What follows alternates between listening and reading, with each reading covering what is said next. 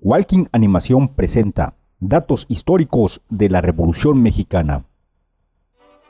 El general Porfirio Díaz llegó a la presidencia de México en 1876, bajo el lema de paz, orden y progreso, durando 30 años en el mandato. En su gobierno, Díaz alentó a las inversiones extranjeras, abriendo a México a un mercado internacional. Además, hubo adelantos tecnológicos como la electricidad, el telégrafo, el teléfono, el fonógrafo y la creación de vías férreas.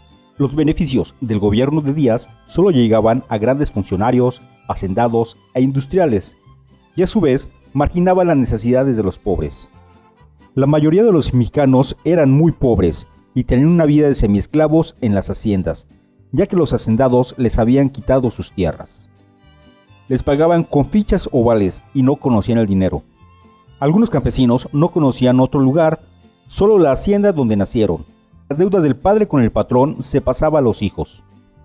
El 27 de febrero de 1908, Díaz concedió una entrevista al periodista norteamericano James Clement.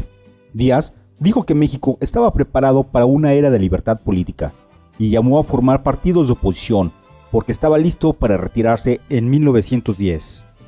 Francisco I. Madero, estimulado por la entrevista Díaz-Clement, escribió un libro llamado La sucesión presidencial de 1910, que proclamaba la no reelección en la política.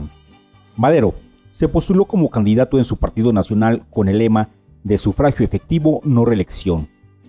Díaz se enteró y por este motivo lo mandó arrestar y fue llevado a la cárcel de San Luis Potosí. En la cárcel, Madero redactó un plan revolucionario conocido como el Plan de San Luis. Después de esto, pudo escapar de la cárcel y difundió la promesa de regresar la tierra a los campesinos. Dicho esto, la revolución comenzó el 20 de noviembre de 1910. Pascual Orozco y su lugarteniente Francisco Villa formaron las filas rebeldes norteñas. Francisco Villa era un cuatrero y bandido. Además, formó un ejército en la sierra llamada la División del Norte. A su vez, Emiliano Zapata, en el sur, luchaba bajo el lema de tierra y libertad. Díaz fue exiliado en el puerto de Veracruz hacia París.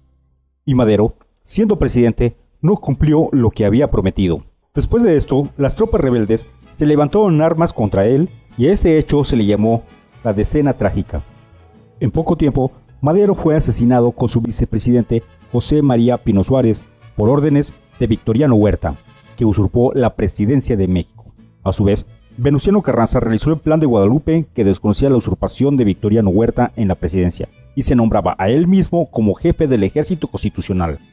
El Plan de Ayala fue propuesto por Zapata y demandaba la entrega de tierras a los indígenas y la repartición de tierras, montes y agua a los necesitados. Y a su vez, Villa elaboró la Ley Agraria, donde proclamaba la equidad en las tierras. En su lucha, zapatistas y villistas se unieron a Carranza contra Huerta, por lo cual él tuvo que dejar el país, y cuando Carranza fue presidente, los rebeldes pensaron que Carranza no se identificaba con ellos. Por lo tanto, hubo un nuevo enfrentamiento contra Carranza, y de esa forma se formaron dos bandos, uno por el lado de Carranza y Obregón y otro por los zapatistas y villistas. El caudillo Guajardo, con órdenes de Pablo González y general de Venustiano Carranza, traicionó, emboscó y asesinó a Emiliano Zapata en Chinameca, Morelos. Después de este hecho, en 1915, Carranza logra la victoria decisiva contra los villistas y los zapatistas. Carranza convoca un congreso en Querétaro con el propósito de redactar una nueva constitución para el país, la que se promulgó el 5 de febrero de 1917. Y esta es la que nos rige actualmente, donde destacan los artículos 3, 27 y 123.